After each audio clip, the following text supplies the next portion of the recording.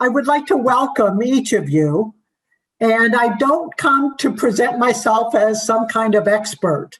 I have lots of ideas and things to present, but I really would like conversation to happen throughout this. We'll be here this evening from 5 to about 6:15, maybe 6:30, and then we'll do the second part next Wednesday, again from 5 to about 6:15, 6:30. As Mary said, my name is Kim Lytle. And I have been in Catholic education. I started out in banking, so I can't say for my entire life, but for a good portion of my life, I've been doing Catholic education. I started out in religious ed as a religious ed teacher and then a DRE and a youth minister.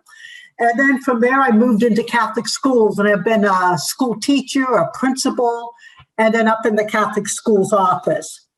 And I teach theology at Gannon 2 nights a week to freshmen who are required to take the course. And so you can imagine the enthusiasm that's there in that classroom as I'm trying to be entertaining for college freshmen. Oh, dear. It's a challenge. If you've got questions that come up, please feel free. There is a little hand gesture you can use, or you could just put up your hand. We've got a real small group, so just put up your hand. I'll stop and add in any suggestions, comments, experiences that you've had. We are recording. Oh, good job, Sister Susan. We are recording this. And so Mary is going to be able to make it available to others to watch the recording, to pick up the content and the material and things like that. But I really think, even though it's being recorded, having conversation among people who are in the field is what's going to make this whole thing valuable, I think. I'm still doing lesson planning for those college kids. So I guess I'm still in the field, but I consider myself a little removed in the sense that I'm not working at the elementary or secondary level. And I am now admitting Stacy, Mary. Great. Okay. So I sent a couple handouts to Mary, and it would be good if you also have just a piece of loose leaf paper with you for some of maybe discussion questions or activities that we might want to do. The handouts that I asked Mary to send, one was an agenda with the items really spread out. So you could just use that for a notes sheet if you want. And then I asked her to send out a blank lesson plan outline. We'll talk about that. And then the last handout was multiple pages that had a huge list of all kinds of resources. They are not mine. I got them from another person who does a lot with religious ed and resources out on the internet. So if you have those resources available, I think you'll have plenty of stuff to take notes on and things like that. I'd like to start with prayer. So, Mary, should I assume Stacy's connected okay? We don't see her. Stacy, can you hear us? Yes, I can hear you. I can see you. I'm kind of making dinner. This is a rough time with 3 kids. So I'm going to try to listen and participate as much as I can, but I am here for it. But it's just chaos around here. So I'm going to keep my camera off and stay muted, but I'm here and taking notes and everything. Okay, sounds good, Stacy. Life is chaos. That is for sure. Oh, yes. Yes. 3 little girls, 7, 6, and 3. There's total chaos. My gosh, yes. So well, thank you very much for doing this, though. Sure. In the name of the Father, and the Son, and the Holy Spirit. Amen. Gracious God, bless our conversation this evening. Pour out your gifts of wisdom, courage, perseverance on all who share their faith with young people.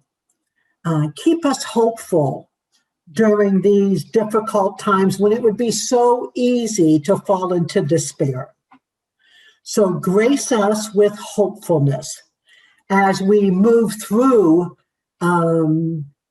this pandemic and get ourselves onto the other side and maybe back to a life that seems a little bit more normal.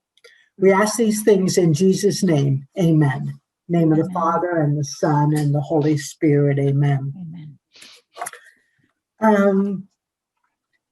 I'd like to set tonight's lesson by having us discuss a little bit about why people struggle or have no interest or don't want to take the time to do lesson planning.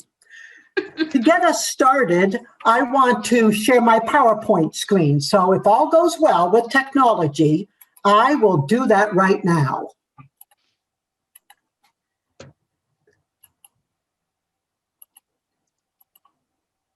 Okay, a method to the madness. And that's what I see lesson planning as being, is a method through the madness of teaching well and trying to integrate that into living our normal lives and all the other responsibilities that we have to do. So let's take a look at this for a minute. I really thought this was pretty darn appropriate. We have one person who's, let's guide the class into doing some questions that make them think critically about virtue. Sounds wonderful. I would love to meet this person. And their friend who's walking with them says, how about we just wing it? And I think you find people that are really of both styles among faculties for religious ed, and also as well as faculties in schools, and people in life also seem to have an inclination toward being planners or being the type of people who just wing it. I'm a planner. I like to-do lists. I like having things organized, and it just makes me feel like in some way I have control over my life and my situation I'm in. And it's probably a false sense of control. But what would be reasons why you might hear a religious ed teacher, a regular school teacher, a priest say, I don't have time for the planning, let's just wing it? What might be some reasons that might prompt that? Anyone have any ideas? Crazy, chaotic lives. Amen, sister, on that one. The chaos of family life right now is unbelievable. And I'm sure that every time period in our history, we've been able to say that. But I just feel like right now, and not just because it's COVID, but it's because family life, we're moving those kids from one location to another, and everything's going on, and trying to cook meals and provide a good family environment. I live with a cat. That is my entire family life right now. I have 2 grown kids who are out and living on their own and doing very well. So my life with a cat, I have to say, is pretty calm. But there are certainly evenings where I'm trying to get this done and that done. And even with my simple family lifestyle, I do get frazzled. So I can certainly relate to that. The chaos of family life. Anything else why people might feel that it's not something I'm interested or able to do? I have one of my catechists for 2nd and 3rd grade. So she has she's teaching the sacraments. She says every year I teach the same thing every year. I know what I'm doing and I don't need a lesson plan. Okay. And it's hard to combat that because she kind of refuses to give one. This year she wrote one out, but it was under protest. Yeah. And I think if we want to change the behavior in an adult, it's got to come from personal motivation. Kids can have changes in behavior because we force it upon them. And that doesn't work so well with adults. So I think we need to be able to sell it, the importance of doing the lesson planning. And she really isn't teaching the same thing each year because she has different students in front of her.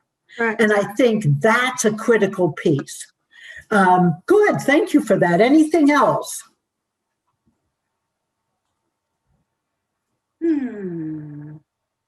Let me throw out a couple and you can let me know if they kind of resonate with you. They don't see the value. I have a reason. Okay. Sometimes you think that because you have the teacher's guide, that all you have to do is read through that and then kind of wing it. Yeah. Pick out what you're going to do, so you don't have to bother with it because your guide has almost a lesson plan for you. And I would agree, Barbara. I wrote that down as one of the reasons that I've heard from people. Why should I do it? The book's doing it for me. Okay, Right. So I completely agree. And on some level, I would say it's probably a valid reason. But hopefully, as we move through this, we'll see that there's a much better approach, I think. Some people might feel that they don't have the knowledge or it's too complicated to create a lesson plan. It really won't make much of a difference. I'm going to be teaching the lesson whether I've got a lesson plan or not. So I'm still fulfilling my duties and responsibilities with or without a lesson plan. Some people think it's really time consuming to write a lesson plan. And I think we can really pare it down and make it something that actually ends up being pretty uncomplicated, not time consuming, and even rewarding. That's kind of a real goal to have out there, to have lesson planning being rewarding. But I think we can make it that way. So because of the excuses that we hear from people, I think we have to give people a lesson plan approach that is simple, not time consuming, and it will make our lessons more meaningful and enjoyable. I think if we have as our goal lesson planning process that meets those 4 objectives, I think more people might be willing to tackle the whole idea of doing a lesson plan.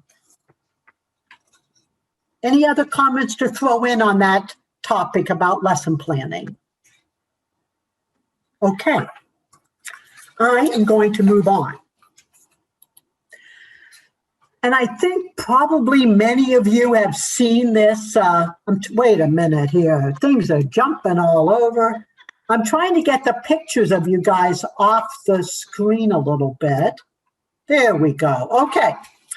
You've probably seen this phrase before: by failing to prepare, you're preparing to fail.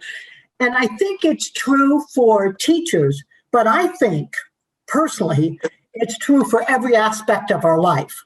Sure. When we don't stop and think through the aspects of a party we want to have, a career we want to have, a vacation we want to take, when we don't stop and think about what are the pieces that need to fall in place to make whatever I'm planning for successful, we really do set ourselves up many times for failure.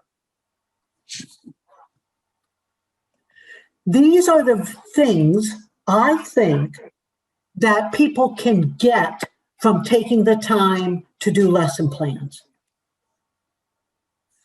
Number 1, it forces a teacher to come up with a clear aim and objective that they want to reach in the lesson they're going to do.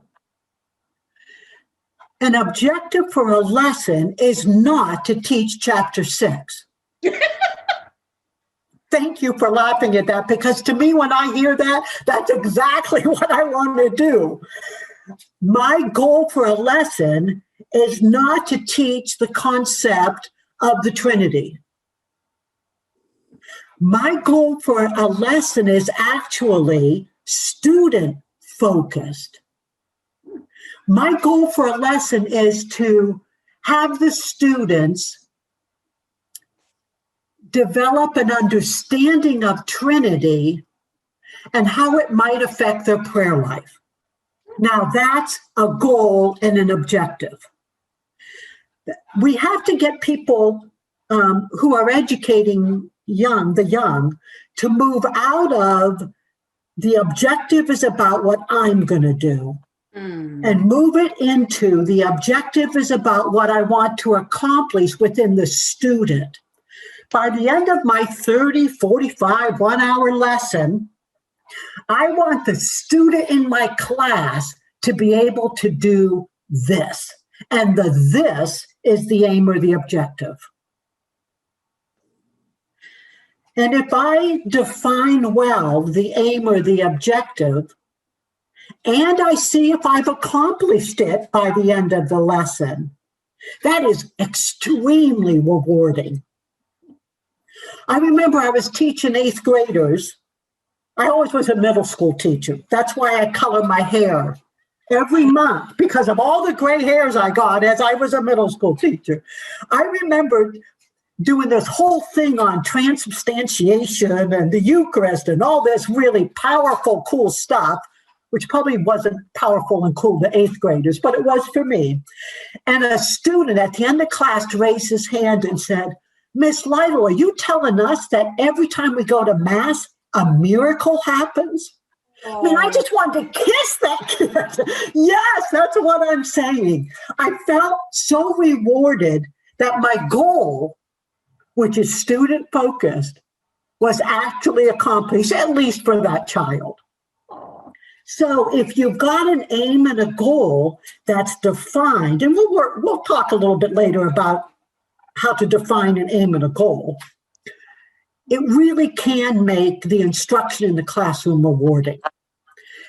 Now, what you have to be able to do to write that aim and goal is you got to know the kids you have in front of you. And that's why the aim and goal is going to be different from one year to the next, even though I've got the exact same textbook in my hand.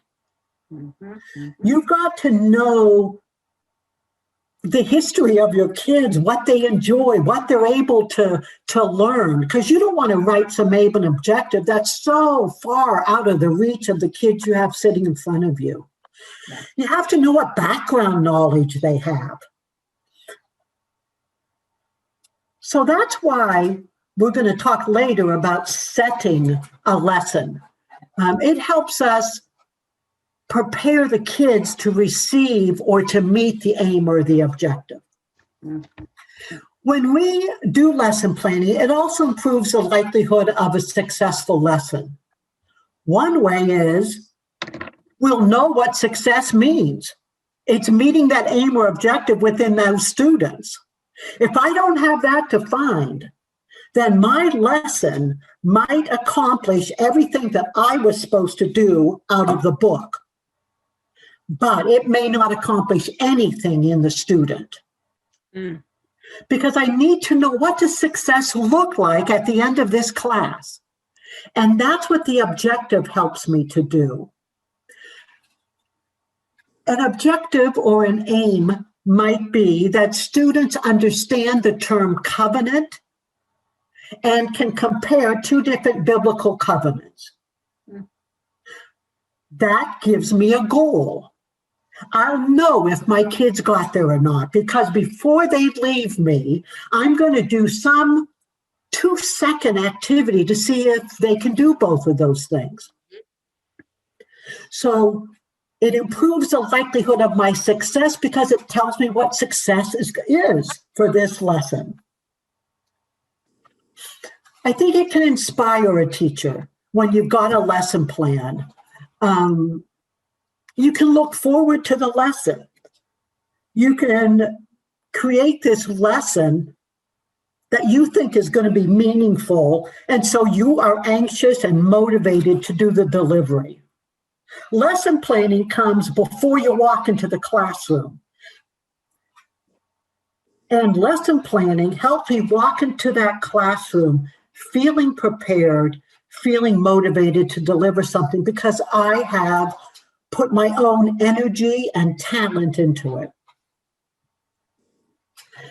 It creates less downtime in a classroom. It creates a more efficient classroom because I know the steps I'm going to move those kids through. I know that after I set my lesson, I'm going to do an activity where I need an index card for every student and a marker. And so they're sitting there right on my desk ready to go. I don't pull the book out, look at the lesson for the first time as I'm standing in front of those kids and realize, oh my gosh, I'm supposed to have index and a marker. Let me send someone to the office to have them get me index and markers, okay? Downtime has just happened.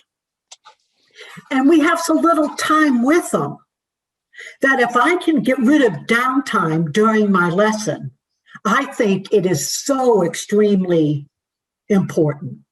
Yeah. The flow is just so much easier if I've written out what the flow should be. It improves classroom management. Boy, my toughest days of teaching, even now at Gannon, with those college kids, are days that I am not well planned. Those are the days they seem to misbehave the most. But it's not their fault sometimes. It's because I am not well planned. I'm fumbling through papers. I'm flipping through lessons in a textbook. I'm trying to remember where I put this and what I'm going to do next. If it's planned out and I keep kids busy, kids have to be kept busy because when they're not, they will not sit in silent reflection on their own. They are going to irritate the person sitting next to them, pull the hair of the person sitting in front of them. We all know all the things kids can do. And all of a sudden, you've got this spiral occurring in your classroom of misbehavior. So if I can keep them busy and the flow is good, classroom management more than likely is going to be good. And I'm not going to have those kinds of issues.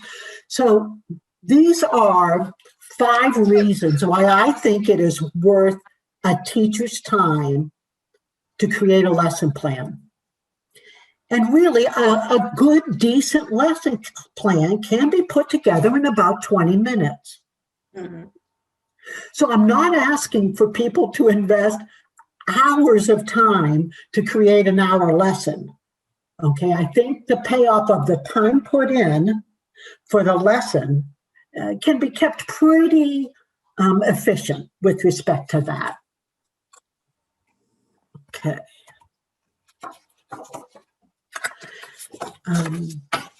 This blue phrase here is actually out on the Religious Ed website, I believe, Mary, is where I saw it and took it from. And it is powerful. It is saying that textbook is a nice tool, but when it comes down to the rubber meeting the road, it's that catechist, with God's help, but it's that catechist who makes all the difference in the classroom. It's the way she conducts herself. It's her prayerful nature. It's her joy of sharing the message. Those make an equal impact on students. Even if I've got a fantastic lesson, the catechist and her faith life, her knowledge of the kids that are in front of her, that's what makes the difference. The textbook is just a tool. The textbook company, their goal is to make a profit. Even those that sell religion books, their main goal is to make a profit. That's why they're a business. You have the heart of the child in your heart. You have the desire for your children to have a great positive experience and to develop their faith life. That's what your purpose is. That's what's in your heart. So the textbook has a lot of great purposes. The ones I've listed here that I'll go over in just a minute. So the textbook is a powerful tool, but that is all it is a tool. I think you should feel very comfortable to say on some days, I'm not using my textbook today because I've got enough resources and other materials, other supplies I'm going to use that I don't need the textbook today. That's real okay. It is just a tool. But it is a good tool. The religion textbooks that I have used over the years have been excellent. Okay. What does a textbook do for you? One is it prepares a good flow for topics.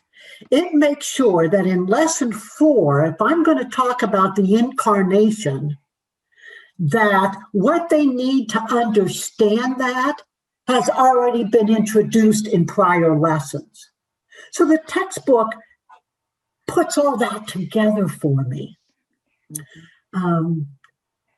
I know that if a vocab word is being introduced in chapter 6, and it's an important vocab word, but I want to make sure I go over, that the students in that grade level probably have the language skills and ability to understand that vocab word, because that's why the company did their research, did their focus groups, tested it in the market. They do all those kinds of things for us.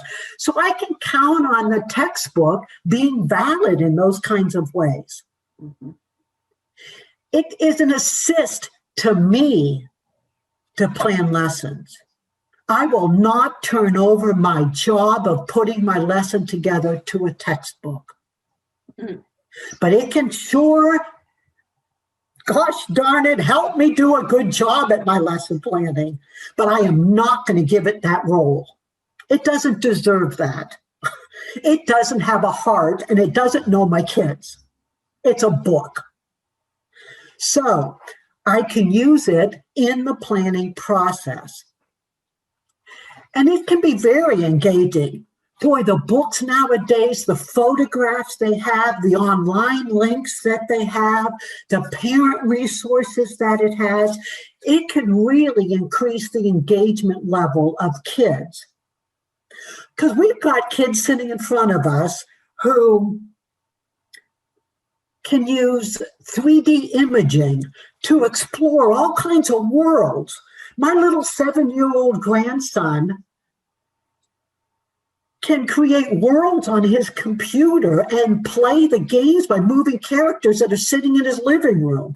I mean, it is something what technology has given kids. So the textbook is good because it builds a lot of that in. It gives me a good structure, a good layout. It's well organized. The pictures are very nice. So it increases the engagement level. And many of them offer me ways to assess my students to see if they've reached the goal I set for them, for the lesson, for the chapter, for the unit, for the entire year. So those are also very well done in most religion textbooks, the method they might have for assessment. Now, it might be 2 or 3 questions at the end of a lesson, and so maybe I'm going to try something else because I want to mix it up a little bit. But it does give me some good assessment tools to use if I choose to use them. Mm-hmm. The Holy Spirit, critical player in all of this.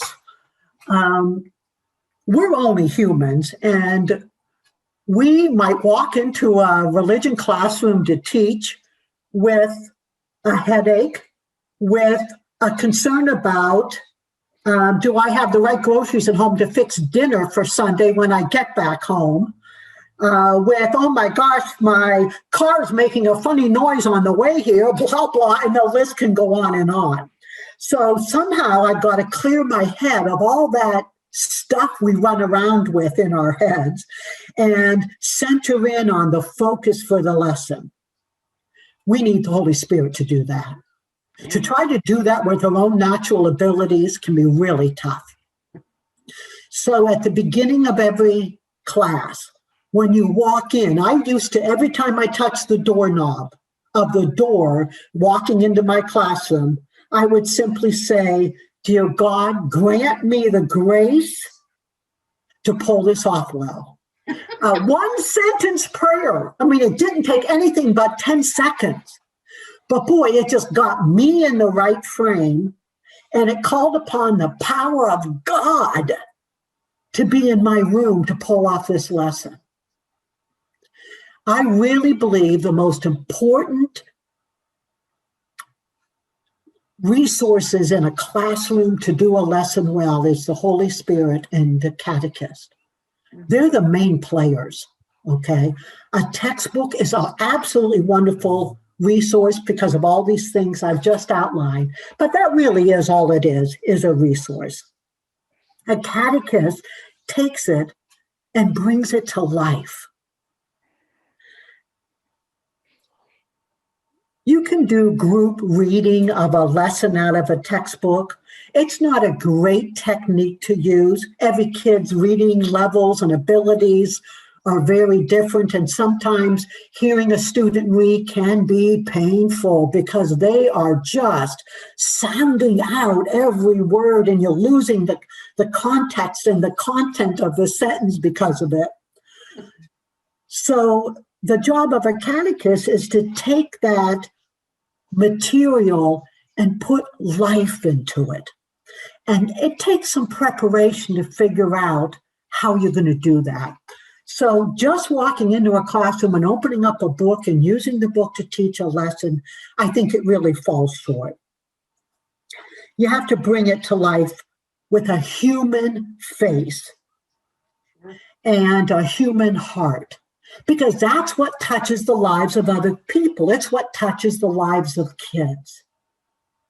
I remember a student one day after religion class saying to me, Miss Lytle, you act like you really believe all this stuff. Yes, I do, and I'm enthusiastic because I can't wait to share it with you guys. Even if you have to fake it to make it. I mean, I'd walk in and say, oh my gosh, I woke up early this morning because I was so excited we were going to learn about the Immaculate Conception. Now, whether I really woke up early that morning because of the Immaculate Conception or just because I couldn't sleep or I had pizza for dinner, who knows why I woke up early. But to kind of share that with kids and have them pick up on your enthusiasm can be really powerful. Mm-hmm. They need to see that there are regular people, and catechists are kind of regular people, that there are regular people who are excited about the faith, who have knowledge about the faith, and who can model a prayerful life for them.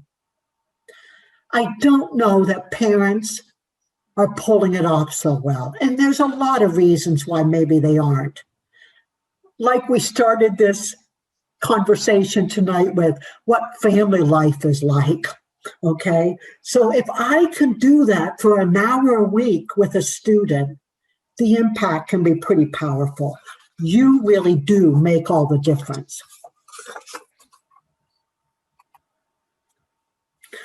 I want to talk a minute about symbols and rituals. They are another powerful resource you can use for teaching lessons. Everything that we do as a faith community is embedded with symbols and rituals. It used to be that our community life was embedded with rituals and symbols. I remember on 4th of July, we all would get out our little flags and walk around the neighborhood because the flag was a symbol for us of America. I remember on family occasions, We would have certain meals that were prepared year after year because they had stories behind them. And kids now, I don't know that they really understand the power of a symbol or the power of doing something repeatedly over and over again. The Mass is powerful because it's filled with ritual. And it's filled with symbols. And if we don't teach them how to relate to a symbol or a ritual, it can really pass them by and they really lose out on the faith experience. I'm going to unshare myself for a minute.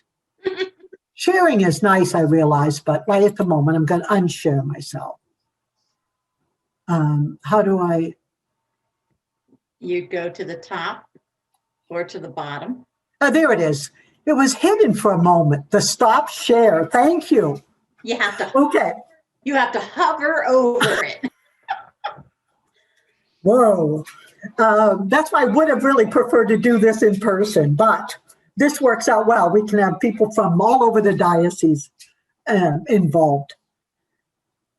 There are signs and there are symbols. And many children treat symbols like they're signs. And I want to draw the difference so that if you have the opportunity to use a symbol or ritual in your classroom, it can really get them to be attuned to how they have to treat a symbol or a ritual. For example, if you saw that red cross on the side of a van driving down the street or on my little canister here, right away, your head looks at the Red Cross, doesn't have to do a lot of thinking, and says of the American Red Cross, that's the symbol for them. If you're at a stop at an intersection and the green light is there, your brain doesn't have to do a whole lot to say, oh, greens go. It doesn't like, oh, I'm not really feeling the green thing today. I think I'm going to stop instead. Man, that would mess up our society, something awful. Signs have a one-to-one connection. There's the sign, which is visible, tangible, something physical, and it connects to one thing, and our brain makes that connection for us once it learns it pretty quickly. It's a one-to-one, okay? I don't have to invest myself into a sign, okay? There's a one-to-one. I learn what it means, and that's what it means. Okay, if we take the cross, you might say to a student, what does this symbol mean? And right away, out of their brain, they're going to say, Jesus died for our sins. They're treating it like a sign, not a symbol. If I teach them how this is a symbol, it means I stop and don't let my brain just do it. My heart gets invested. My God, look at what he did I can get teary-eyed over it. Look what he did for me. Look at the nails. The disgraceful way to die. And he did it. If I was the only one on the earth, Jesus Christ, God of the universe, would allow this to happen to himself. That's powerful. But if all I do is, yes, Jesus died for my sins, and I've kept it up just in my brain, it loses its whole power. If we take a candle, we use candles in church a lot. Why? Is it because they didn't pay the electric bill? Is it because the sun's not out and our beautiful stained glass windows aren't lighting up? No. It's because Jesus is the light of the world. Now that can stay in the head and just be a sign. But if we actually experience that, turn off the lights in your room and turn on a flashlight or light a candle or if they're allowed to have cell phones with them, have them turn on their flashlight on their cell phones or whatever, and talk them through what was it like in darkness. What's it like now that we've turned on a light, a flashlight, a candle, whatever? How does that relate to what Jesus does for us? You've taken this, Jesus is the light of the world, sign thing, and you've moved it deeper into being a symbol now. So that when I see the candle lit at Mass, I have that connection now that, oh my gosh, Jesus is the light of the world. That's why that's lit right now. Mm-hmm. The other night I was teaching at Palumbo down at Gannon, where I'm on the 3rd floor, no windows, and the entire building went dark.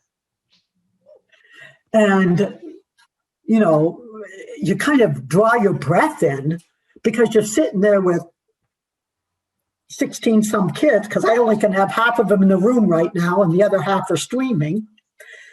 Mm-hmm. But right away, my response was, get out your cell phones, because what college kid doesn't have a cell phone with them? And let's turn on those flashlights. And then the room just lit up. Nice. And before I called security to say, are you aware this building doesn't have power? What are we to do? I stopped and thought and talked to them about what was it like in the darkness and now in the light. There's a sense of relief. I can see where I'm going now. And before there was this sense of fear. Am I going to be hurt because I can't see what's around me? So talking it through can make a candle now be a symbol. Big difference.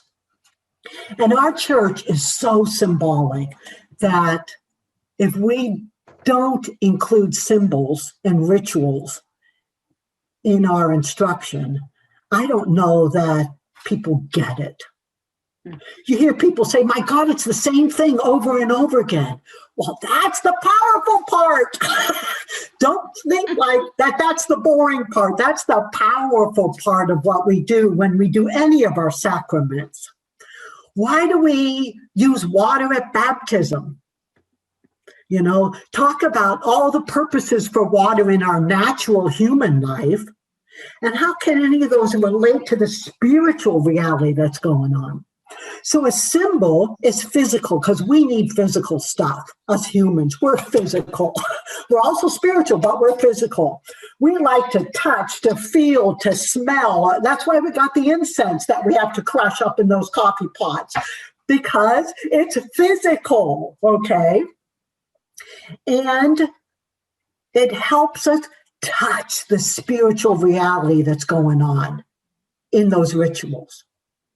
So the symbol is kind of like my pathway into the spiritual reality that's there.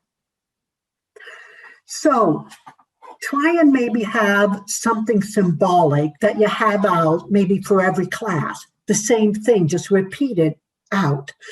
Boy, I thought this year we would use the symbol of a seashell. Let's talk for a minute. Why would a seashell, sorry about that, seashell, be something symbolic for a religion class, you know? Or right now my brain is drawing a blank on another kind of symbol you could use, but you could use a candle or a cross, any of those kinds of things. And maybe begin class with some type of ritual, maybe a consistent ritual week after week.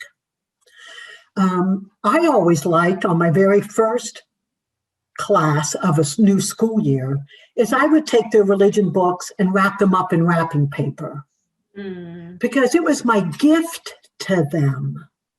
I wasn't going to be able to always be with them, but this religion book, whether they take it home on the last day or take it home throughout the year, it's going to carry the knowledge about God that we're going to talk about.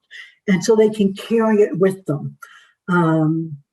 Maybe it's someone takes a candle and a Bible from the back of the room and brings it forward and sets it on the teacher desk or on a prayer table or something. And maybe you use the color of the liturgical season we're in. Colors are symbolic and have deeper meanings. So any way you can try and bring symbols and rituals, and get them to talk about maybe rituals or symbols they use in their own family.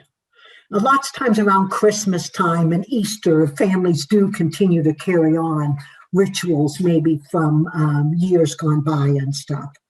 The faith is really embedded with all these symbols and rituals, and I think people who don't understand the depth of those things really miss out on a lot. Mhm. I'm going to do an activity that you can use anytime that you're going to introduce something new, but you'd like to know if they have any prior knowledge about it. It could be saints. It could be the Bible, the sacraments, anything. If you would, on a piece of scratch paper or on the back of the agenda, if you've printed it or something, just put down the alphabet letters from A to F, just straight down on the paper, A, B, C, D, E, F. You can have them use the entire alphabet or just a piece of it, depending on how much time you want to do with it. And now I'm going to ask you to try to come up with some symbol. It doesn't necessarily have to be religious. It could be a personal symbol or some symbol from the community, the country, that would begin with each of those letters. So just for a second, and when we share these, it gives me a sense of, do you understand what a symbol means? Do you have much of a connection with symbols? So I would do this maybe before I would start a new topic. I would just give them a part of the alphabet and see what they can come up with. Nice.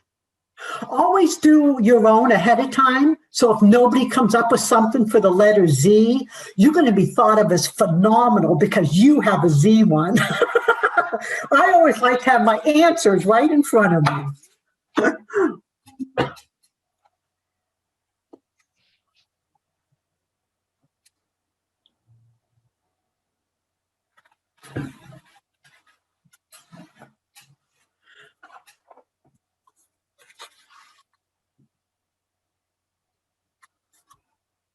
Okay, why don't we, I know you probably maybe didn't get them all down or whatever, but maybe we can just throw some out. Did anyone have anything for A? Yes, sister. An angel statue. Oh, excellent. The angel. Okay, Mary? Apple, An apple is a symbol of? original sin. Oh, okay. See, I was thinking of an apple for the good teacher, but No. you took a different approach. I had down the altar at Mass as a symbol, and I love that Alpha Omega, Oh, yeah. beginning and now kids, it might really go way over their head, Alpha Omega. I mean, the likelihood that they know the Greek alphabet is so small that you may have to point out the Alpha and the Omega and what it means. But just, that Jesus is the beginning and the end of it all. The beginning and end of my day, the beginning and end of my school lesson. I mean, beginning and end of all kinds of stuff. How about B? Yes. Bible. I had Bible. a B. Barbara? Oh, The other Barbara? I'm sorry. I put down B, the insect bee. Oh, okay. What's it a symbol for? Well, I was thinking about it's part of the community and a worker. Oh, excellent. Okay. I didn't think of that. Stacy, did you have something for B? I wrote books, like books of the Bible, Okay. that sort of thing. I put bread down because we do use bread as certainly a symbol. How about C? Crucifix. Thank you. Excellent. Stacy? Chalice. Chalice. We've got lots of good C words, I'll tell you. Chrism, the oils, The Chi-Rho symbol, the P with the X over. That's a really cool story where that came from. I always love sharing that with kids because it's about battle and stuff like that. How about D? I thought this one was hard, D. I have daily meditation. Oh, good one. Okay. I have Dove. Oh, I wrote that one down too, Dove. We are thinking the same. Dog, I because wrote it's dog. dog. It's God spelled backwards. Oh, okay. It's also How about daughter? unconditional love, dog. Yes. Okay. Oh, daughter, that's good, Stacy. Yeah. How about E? And I. Oh, the I often symbolizes wisdom, insight, that kind of stuff. That's cool because a lot of different religions use the I. Barb, I put down egg. an egg. I put that one down too, especially with Easter coming up soon. Yes. The whole symbolism that goes around the idea of an egg. I put down Yes, Susie. eagle. Eagle. Eagle. Okay, that's a good American symbol. And it just, I think you know, I got it. It came from my dad because he used to call himself Soaring Eagle. oh, okay. Seen what we have one near here that flies down the road, Okay. and the power of that creature is just pretty phenomenal. So yeah. So symbols can be personal just for the individual. They can be communal for several different types of communities. I put empty tomb down. Now I had Easter on my mind and I wrote the Easter egg down. So that kind of was the next thing. Did anyone come up with an F? Frankincense.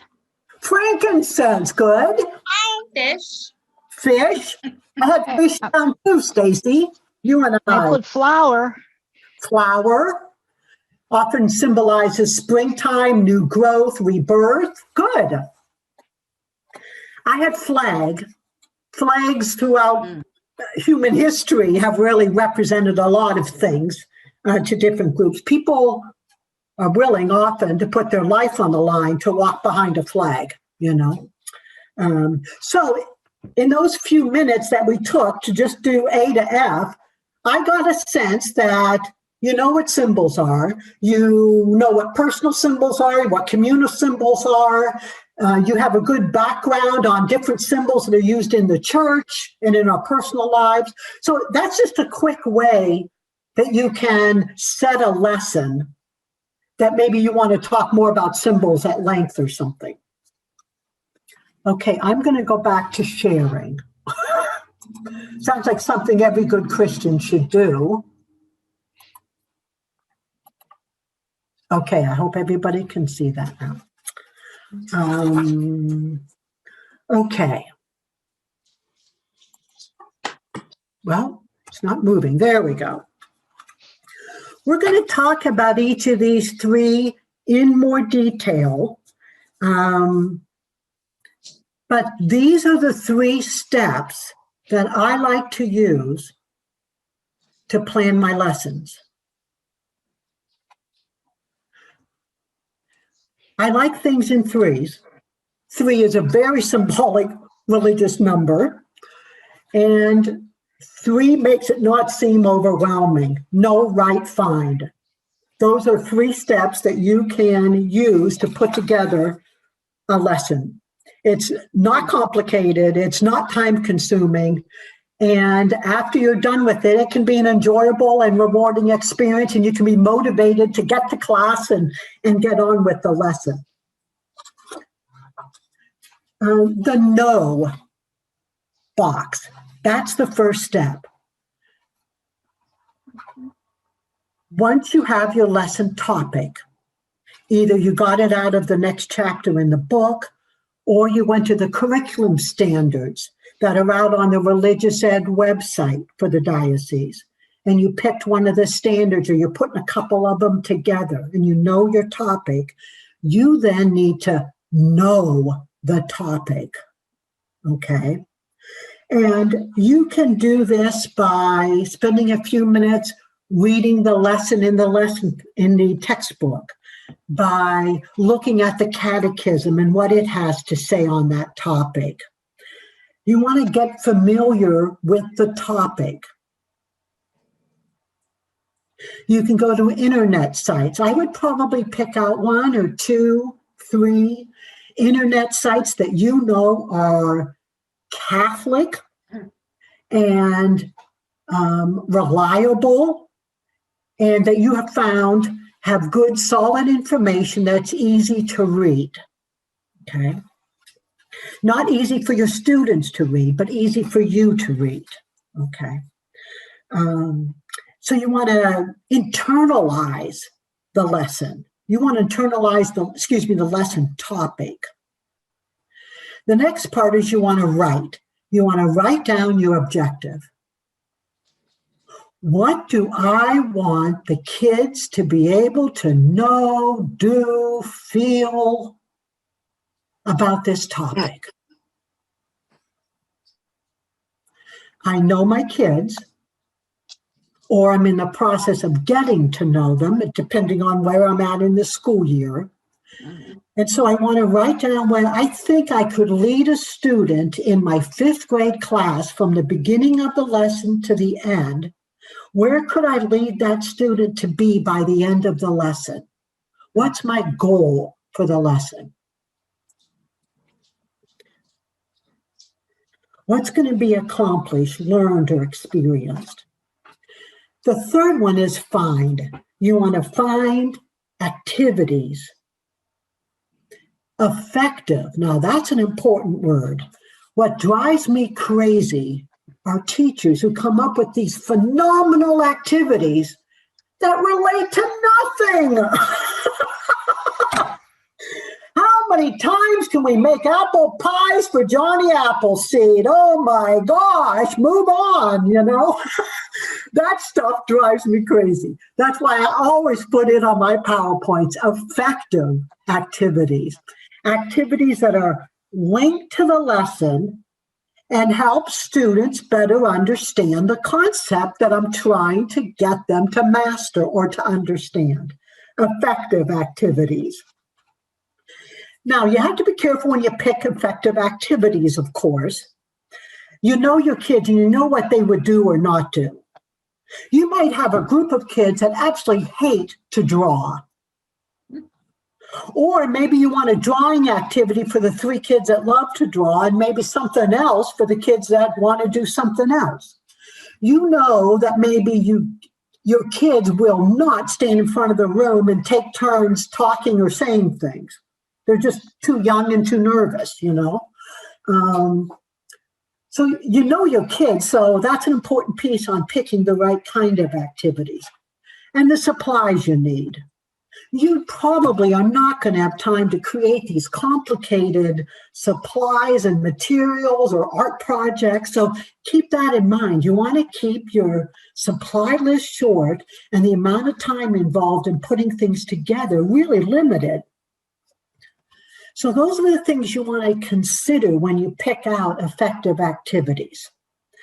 Now, that one handout I did send to Mary is probably 7, 8 pages. I think it might even be back and front of this person who just put together a huge list of activities. He did it in chart form first, and then he took each activity and kind of explained it a little bit more.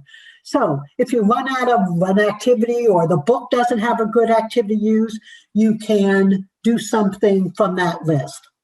You can take even things that you just know because you're human person living in the world that a lot of kids think is fun to do, or that is just enjoyable for people to do. So don't always feel like you got to go find something. You can even just rely on your own experience to come up with an activity that's effective and relates to what you're doing.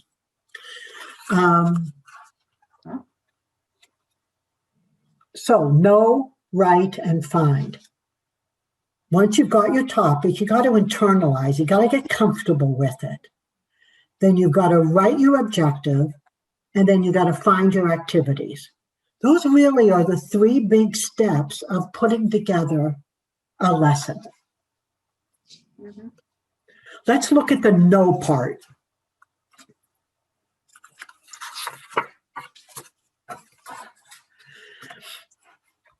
To know the lesson topic, you want to look in a textbook, in the catechism, some good online resources, and think about your own personal life. And jot down some things that you think would be important for students to know about this topic.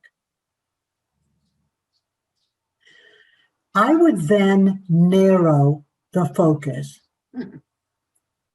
Because if you write down the topic of the apostles, there might be 15 things you could write down that are interesting things to know about the apostles or about the New Testament, whatever. You really want to narrow your focus, and I would suggest 3 things on the topic. Pick out what you think are the 3 biggies. Remember, these kids have phones that contain entire libraries. So I would not make these big things something that I could just Google. If I can just Google it, it's not a big idea. Okay? That's one way to think of it. So try and get the big ideas that are associated with the topic. More than likely, you can find 3 right in the textbook. Or if you read through the textbook and it seems a little weak on that topic, you don't think they've come up with 3 big ones, go to the catechism. Look up the topic, and it's going to have some big ideas for you in there. So they're not facts, because facts are available if I just pull my phone out of my back pocket or out of my purse. I can get the facts. I'm looking for big ideas. Big ideas about, for example, the Bible. One big idea about the Bible is who wrote it? Who's the author? Now, I can't just Google that because it's going to give me some lame answer about the Gospel of John being written in this time period, blah, blah, blah, and it will go on with a whole bunch of facts. But who wrote it? The idea that God is the author of the Bible and that he used humans and their stories and their intellect and their will and their experience to take his truth and get it written into a book. That's a big idea about the Bible. How do we understand or figure out what the author wanted me to learn from a book in the Bible? That's a big idea. We generally do not believe that it was dictated from a bird sitting on the shoulder of a writer. You know, we have to understand who the author was and when he was writing and what he's trying to tell me. So big ideas about sin. Sin means to miss the mark. Literally, that's what it means, to miss the mark. So when I sin, I am missing the goal that I have to be a good, loving Christian every single day of my life. So when I sin, I miss the mark. That's a big idea about sin. Grace. A definition might be important because grace is also used in everyday human terms, but in religion, in theology, grace is the power of God. That's a big idea what grace is. Grace is a gift. You've got to open it up so you can use it. There's 2 kinds of grace. Actual and sanctifying. And actual means grace for the moment I'm in. I was talking about grace the other night in class, and I said, you know, in my years and years of teaching middle school kids, often some kid, you just want to slap him because he was acting so goofy, or he wanted to know what page you were on after you said it 15 times. And you walk over to the student, and what I would say out loud so my class could hear, "Dear God, grant me grace." And by the time I got to that kid, I was back being a normal person again, and I could handle the situation, okay? It gives them a real life clue on how they can handle tough situations. "Dear God, grant me grace." That's all you need to say. And it's a gift. Count on it being there. So those are what I mean by big ideas, okay? So you want to narrow it down to 3 things on whatever the topic for your lesson is going to be. I'm going to bring, I went out and I think I picked 6th grade because below that, those kids scare me. Little people, boy, they want to touch your body and all kinds of stuff. They just scare me. 6th grade on up, I am fine with. So I took a 6th grade. I went out to the lesson content standards that Mary has out on the website for 6th graders. And I found 2 that mentioned covenants. One was that kids needed to know what a covenant meant, what the word meant, and they needed to be able to compare a couple covenants, okay? So right now I'm going to stop sharing this, and I want to share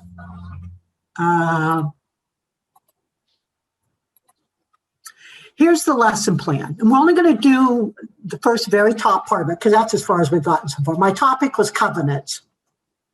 I had 3 big ideas. And you can see I wrote them real simple. 1 or 2, 3 words. The definition. I mean, I know you can just Google the definition for covenant, but that's not going to be the religious definition for covenant. It's a promise of a vow, a commitment between God and God's people. When we use the word covenant throughout the lesson today, students, that's what I mean by the word covenant. God's faithfulness endures. So, God promises some things and people promises some things. And what you got to know, students, about covenants, no matter how many times people mess up and don't live up to the covenant, God will be there doing his part. And the last one is, what's the purpose for a sign? When you look at covenants, we're going to look that every one of them came with a sign. Why? What's the purpose of a sign? How is it tied to a covenant? So those are the 3 big ideas. So my topic was covenant. I read my lesson in the textbook. I went to the catechism, found some stuff there on covenants, and then I narrowed it down to my 3 big topics. Okay.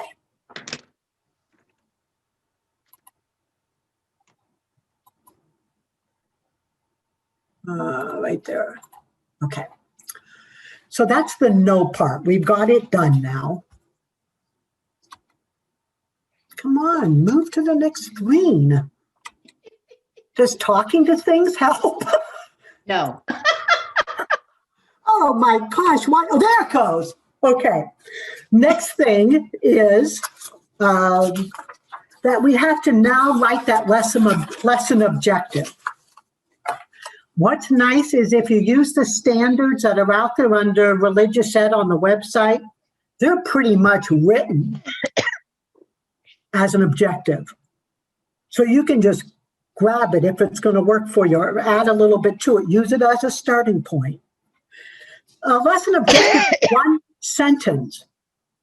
Students will be able. Next word is a verb. A lower level learning verb would be learn, understand. A higher level learning verb could be explain, compare, summarize. So you want to think about the age your kids are at, maybe what background knowledge or lack thereof that they have on any of these kinds of topics. So students will be able to explain the term covenant. That might be the first part of a lesson objective. I don't think that's enough for a whole lesson, but it's maybe the first part. So I inserted my verb, which was explain, and then I inserted the topic, the definition of a covenant. And then I probably would do and, because doing the explanation of a covenant definition would probably take about half a class. Okay, so I would do an and in there. And then maybe, I think one of the standards for sixth graders was to compare two covenants. So for my lesson, let's say on covenants, I would write the objective. Let me see, I printed out my completed one. So for the objective, students will be able to explain the meaning of the term covenant and compare two examples found in the Bible. So by the end of my 60 minutes, 40 minutes, whatever, I have to get the kids to that point of being able to explain the word covenant and compare two examples found in the Bible. I think I could pull that off in a 45-minute lesson, whatever, in sixth grade. So that's the second part, which is the write step. So we know, and now we're writing. Really, the standards are great because they've got them written almost in objective format. And sometimes if you look in your lesson plan book, depending on the textbook that you're using, it may have it written out as an objective. Now, you know your kids, so you'll know whether you can just take that and use it, or, boy, my kids could do a little bit more than that, add another piece on. So an objective always begins, students will be able to, and then you need some kind of a verb. And then you want to put what part of your big idea you want to add on to that verb for that lesson. Why is the screen blank? Oh. Okay. So for grades, I went out to Mary's website on grade 6, and they had a goal, and then objectives, and then it says students will. And when I looked at number 5, it said define covenant, and it tells you how to define it. And then I jumped down a couple, and the next one had covenants in it too. So I decided to put the two covenant things together, cover two standards in one lesson, study examples of covenants in the Hebrew scripture as they relate to our salvation history, and their names are out there. I believe the references are to the catechism, so you can go look it up there if you want to know more about it.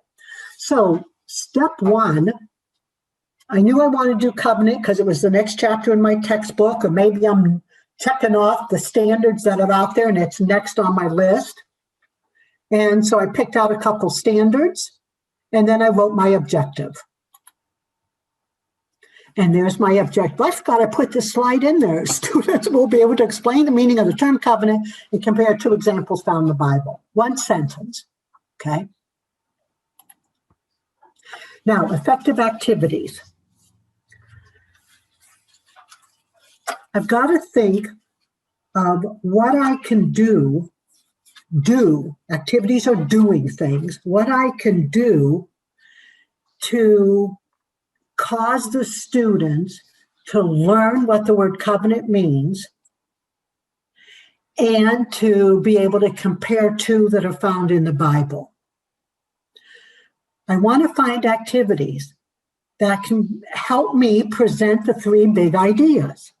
Now, one might be reading a paragraph from the textbook. Okay, maybe you read it, or you ask one of your students who can read very well to read it. what can students do to reinforce maybe what I presented? Maybe I want to just do a straight teaching for 5 minutes about the word covenant. What can I have students do then to kind of reinforce that idea? Is there a prayer, journal writing, a real life story that I can share or that they can share or that they can do that's connected into this covenant topic that I have? What are they going to do to show me they got it? Because I need to know at the end of my lesson, this lesson was pretty successful. Between me, God, and the textbook, we did a pretty good job. Okay, I got the kids where I want them to be, but how am I going to know that if I don't figure out, how do I assess them? How do I know if they've got it? Maybe I want to talk about covenant for just a few minutes with them about what it means. And then on the board, I have the definition for covenant, but it's mixed up. The words aren't in the right order.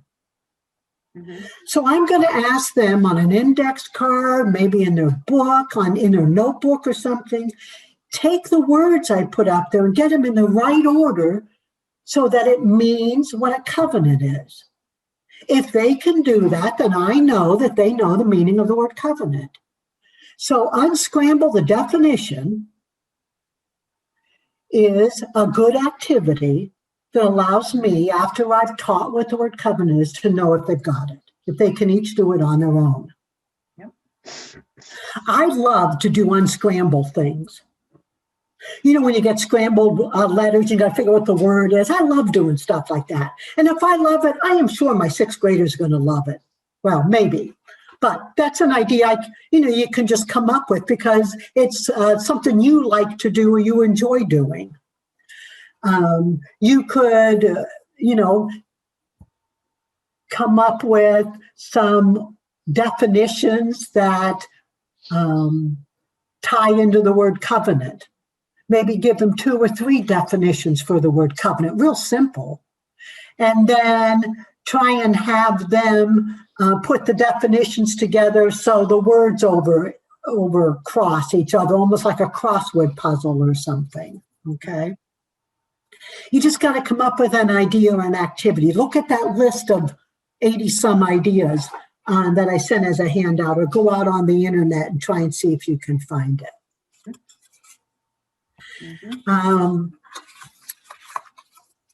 I want the kids to go in the Bible, find a couple covenants, and see if they can compare them. So I probably am going to have to help them with that. 6th graders probably just can't do that on their own. So maybe as part of my lesson, I'm going to have us go in and read the very short section on the Abraham covenant. And once we read it, we're going to talk about who was involved, what was promised, what was the sign or the symbol used for the covenant. Maybe I want to start with the Noah. Okay. So then after we do one all together as a group, I give them a chart and I name 2 other covenants, give them the Bible passage, and they have to figure out who's involved in the covenant, what are they promising each group to do, and what's the sign? Maybe I want half the room to look up one and the other half to look up the other, and then they share their answers, and then they each fill in their charts. Maybe I want them to do it individually or as a group. Maybe I want them to do it on a poster instead of on a chart, and then someone in the group presents it. You know your kids, you know what's going to fly or not. But any of those kind of activities are all effective because it causes them to learn and deepen their knowledge on the idea of covenant. And it gets them to that goal I have for them at the end of the lesson. I'm going to stop there. And next Wednesday, I'm going to talk about if I take this lesson now and go into a classroom, we're going to look at a completed lesson plan and talk about it a little bit, and then go into the classroom, and then what are the steps on the delivery side, okay? if you come up with any questions, between now and then, you can send them to Mary. She'll email them to me, and I'll make sure I go over them next class. So I hope it was good. It was interesting. Beneficial is probably my biggest goal. I hate wasting people's time. So thank you for your attentiveness and participation. Enjoy the rest of the evening. Thank you so much, Kim, for doing this for us. Sure. Appreciate it. Take care. Good Okay. night, everyone. Good night. Night. Good night. Good night. Thank you. Good night.